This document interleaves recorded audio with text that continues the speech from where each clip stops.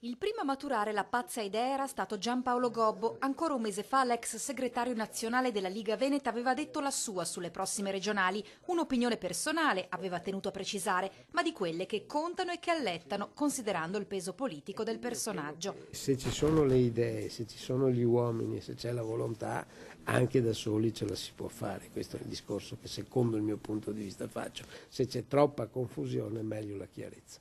Dopo le elezioni in Emilia-Romagna, dove il Carroccio ha sfiorato il 20%, ha acquisito ulteriore credito l'ipotesi che Luca Zaia possa correre senza bisogno di alleati. Ma proprio questi ultimi in realtà scongiurano una tale eventualità. Se il nuovo centrodestra deve risolvere il suo contraddittorio rapporto col Partito Democratico fra Roma e Venezia, Forza Italia sembra invece avere ben chiaro in testa dove stare, tanto più dopo il deludente risultato conseguito domenica scorsa dagli azzurri proprio a favore dei leghisti. Qualcuno pensa che questo partito sia in difficoltà, certo.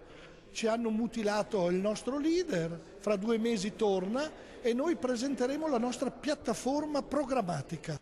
Un programma che secondo i forzisti dovrà guardare di più all'Europa, come evidenziato a Treviso in un convegno dedicato ai fondi comunitari, in platea amministratori locali e candidati consiglieri regionali, perché il pensiero è già a Veneto 2015 e la richiesta è agli alleati di questi anni. Non cedete alla tentazione del contiamoci. Queste sono cose che si dicono quando le elezioni sono ancora percepite un po' lontane. Io penso che un centrodestra vincente sia un centrodestra unito che unisce tutte le sue componenti. Troveremo una soluzione per correre ancora con gli amici della Lega e con la coalizione che avete conosciuto in questi 5 anni, perché questa coalizione ha fatto bene.